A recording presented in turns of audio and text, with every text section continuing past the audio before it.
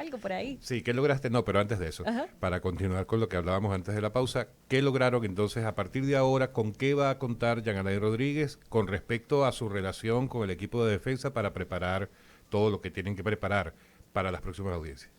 Bueno, la Corte nos otorgó un plazo de 4 horas de visita con la utilización de la computadora y el USB para revisar pruebas y escuchar el audio. Eso ya se materializó en el día de ayer y hoy. Ayer tuvimos una jornada de 4 horas y hoy tuvimos una jornada de 4 horas. Ya estamos listos. Lunes para estudiar y martes para presentar. Y eso es lo que se pretende, que las personas tengan el derecho, no solamente él, de poder materializar su derecho de defensa. Los procesos no son simples guerrillas avasalladoras, tienen reglas y tienen que respetarse. Y es el Estado, a través de sus órganos, uno de ellos el Ministerio Público, quien durante esta etapa tiene que garantizar esos derechos fundamentales.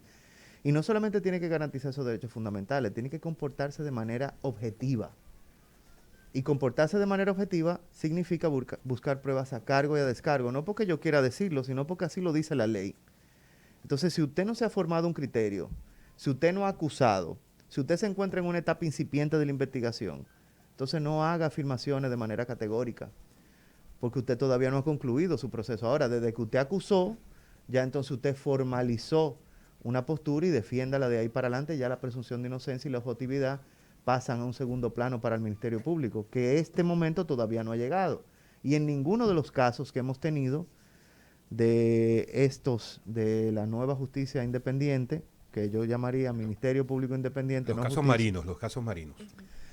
que tampoco estoy de acuerdo con esos sobrenombres, pero bueno, ya eso es un tema de otra discusión. Usted tiene que durante el proceso de investigación mantenerse en la objetividad. Y después que usted acuse ya formalmente, entonces usted entra en un esquema de acusación formal y férrea frente a su contrario. Tengo una pregunta. Hola, Hola, Hopperman, ¿cómo ¿cómo tú te estás, encuentras? Lorena? Lorena Pierre de este lado. Mira, Hopperman, en el caso del expediente juntos que estamos hablando, tú sabes que trae muchas opiniones encontradas, no es cualquiera.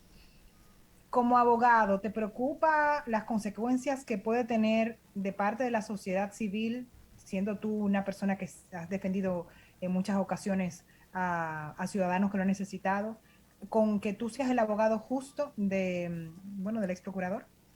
Es que para mí como profesional, lejos de constituir un riesgo, constituye un reto. Y el reto es hacerle entender a la ciudadanía que todos los ciudadanos tienen derecho, que hay que respetárselo. No importa cómo se llamen, si me caen bien o si me caen mal. Y eso es algo que tiene que metérsenos aquí para que logremos salir de una sociedad en vía de desarrollo a una sociedad desarrollada. Yo te pongo un ejemplo muy simple.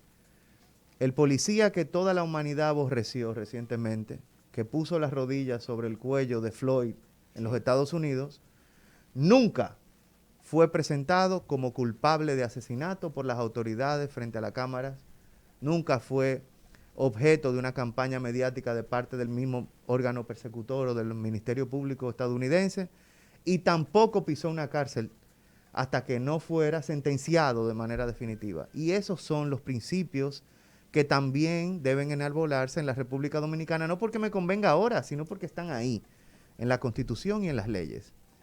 Y no se trata en estos casos de criminalidad organizada que atenta contra la vida y contra los sistemas de seguridad del Estado. Se trata de criminalidad de cuello blanco. Nosotros tenemos muchos ejemplos dominicanos donde los imputados se le han variado su medida de coerción y se han pasado años yendo a sus procesos y siguen ahí y no hemos visto ni una fuga. Y puedo mencionar algunos ejemplos. Odebrecht, recientemente. Los casos bancarios. El caso de los Tres Brazos. El caso de los Tucanos. Y así sucesivamente una cantidad innumerable de procesos donde los imputados, lejos de fugarse, lo que han es enfrentado férreamente Pero lo que sus argumenta el Ministerio acusaciones. Público en este caso particular de Jean Alain no es solamente con el tema del peligro De o fuga. riesgo de fuga, sino las posibilidades que podría tener él para tergiversar, manipular posibles pruebas para el juicio. Lo que sucede es que la manipulación o obstrucción no es una simple argumentación, tiene que acreditarse mediante hechos de carácter objetivo. Mañana, ese mismo argumento muy peligroso se le puede utilizar a cualquier persona que dirige una institución, porque usted trabajaba en la institución por la cual usted se le está investigando, usted tiene prisión preventiva. Bueno, José, O sea, pero no es lógico eso, no es razonable, no es proporcional. Usted tiene que decirme, mire, usted va a obstruir o usted está obstruyendo por esto, por aquello, por lo otro. Pero si el mismo Ministerio Público, que quien es que guarda sus documentos, que está dentro de la institución, tiene temor de obstrucción, entonces ellos no tienen control de la institución. Y eso devela una gran preocupación, no solamente para este caso, sino para muchos otros. Entonces, desde mi óptica, ese argumento de obstrucción de la investigación es un argumento genérico que utiliza el Ministerio Público y que no tiene ninguna imputación de carácter objetivo para hacer destruir esa presunción de que la persona puede, como su derecho fundamental así lo indica, presentarse a un juicio en libertad. Pero si tú fueras juez, ¿tú no contemplarías la situación de querer de salir del país unos días antes del allanamiento y no encontrarse en su casa el mismo día del allanamiento como posibles indicios de fuga? Te respondo perfectamente. No. Contrario impero a lo que afirmas, el hecho de salir del país sin que haya sido presentado ante ningún juez no constituye una fuga. Lo que constituye es una vulneración de un derecho fundamental. Porque usted le pone una alerta migratoria que no le corresponde a usted ponérsela, ni le corresponde a usted limitar el derecho a la libertad, le corresponde a un juez hacerlo. No porque yo lo diga, lo dice la Constitución. Entonces, lejos de tú utilizar eso en contra del imputado, es una vulneración de un derecho que usted le está haciendo a un imputado.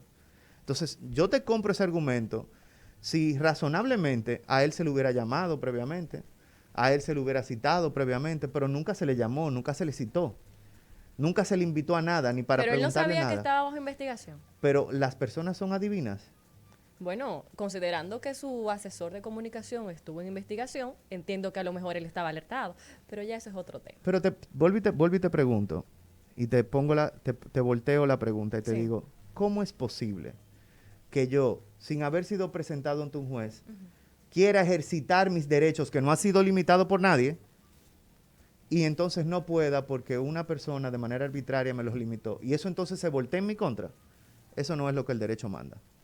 Hoppelman, ¿cómo en tu caso es distinto porque eres abogado, eres en este caso miembro del equipo de defensa,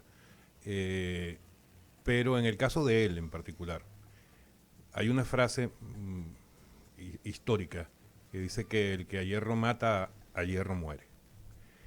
De lo que ustedes se quejan ahora, pero en muchísima medida, lo hizo Jean Alain Rodríguez en su gestión. Todos recordamos el caso Odebrecht.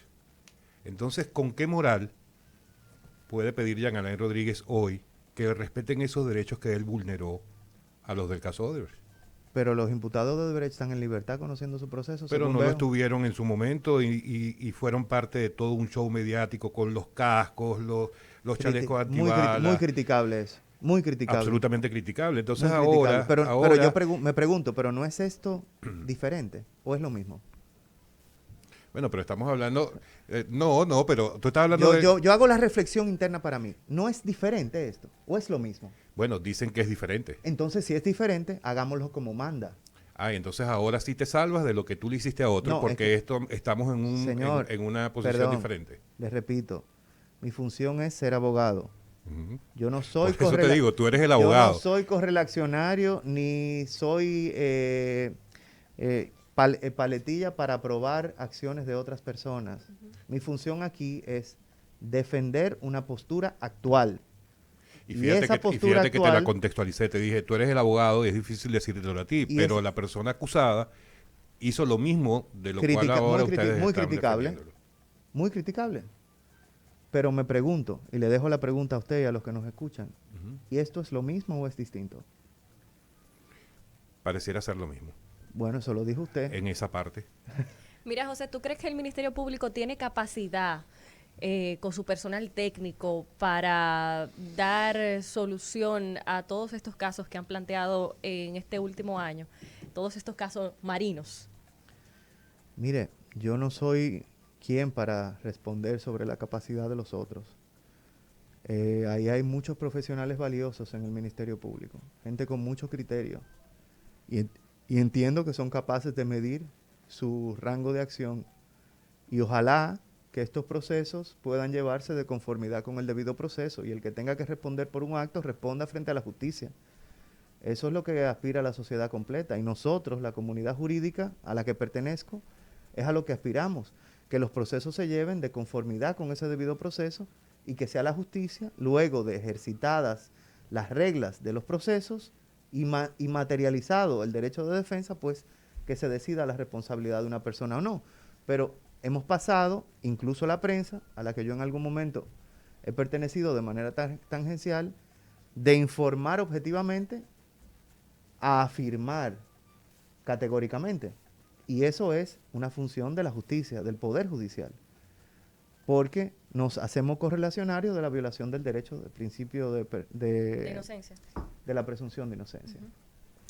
Sí, lo que pasa es que me imagino que el mismo tema de la posición que él ocupaba, de muchas cosas que se transparentaban, entonces eso hace que la población se pueda sentir, y la prensa con quizás más autoridad por tener información. Me gustaría, porque has tenido contacto ya con el ex procurador Jean Alain Rodríguez, que nos cuentes cómo lo sientes a él, cómo lo ves. Se habla de que está súper desmejorado, que está poco motivado.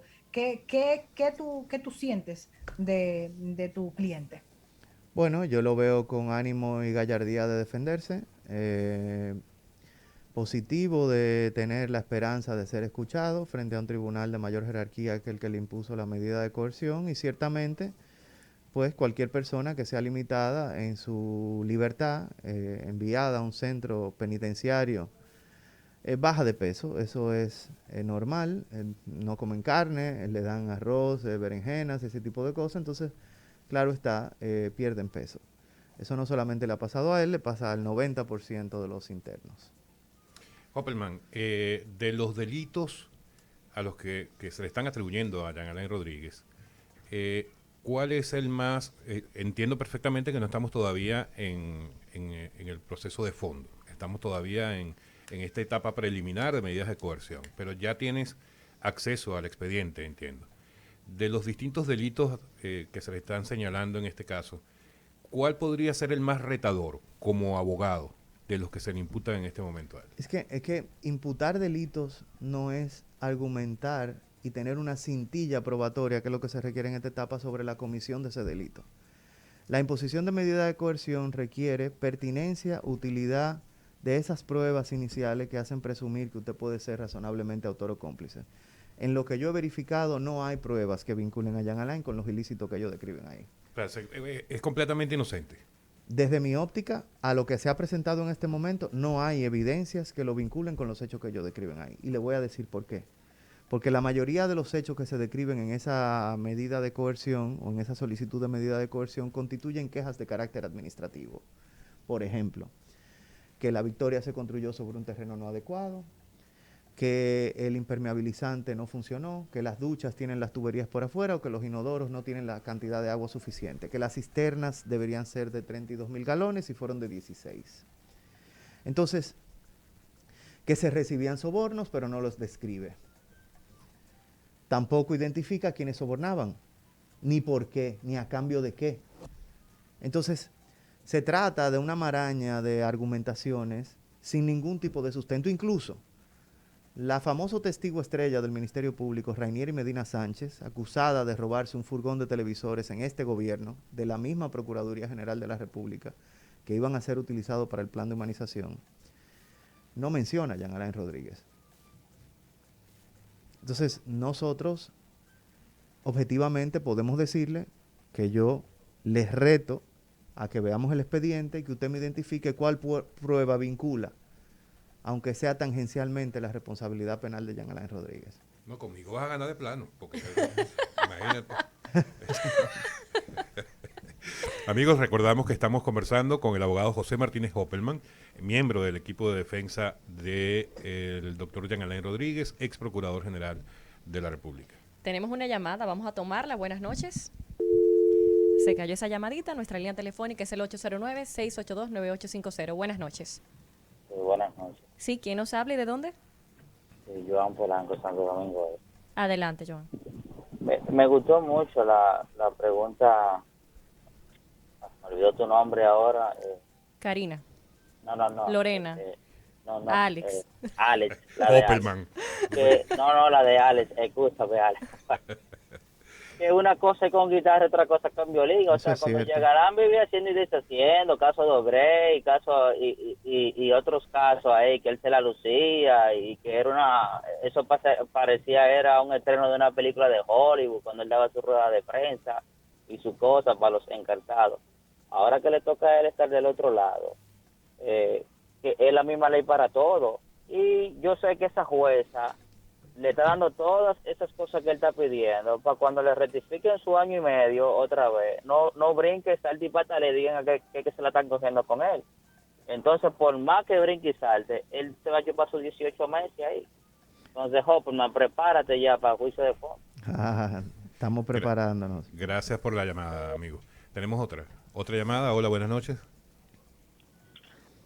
Aló, estás al aire, buenas noches. Buenas. Noches, ¿cómo están? Sí, adelante. Desde Atlanta en sintonía con ustedes, como siempre. Bendiciones por su programa. Gracias, adelante. Una pregunta para el abogado Opelman, que es muy bueno, sabe expresarse muy bien. Dos preguntas muy importantes. Si él fuera Ministerio Público, ¿de qué lado él estaría con el caso de Jean Alain, si lo mandaría a su casa?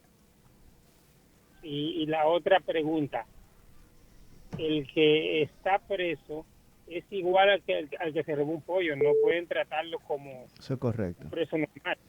Los Hay que tratarlo privados de como libertad otro- deben ser tratados todos iguales, eso es correcto.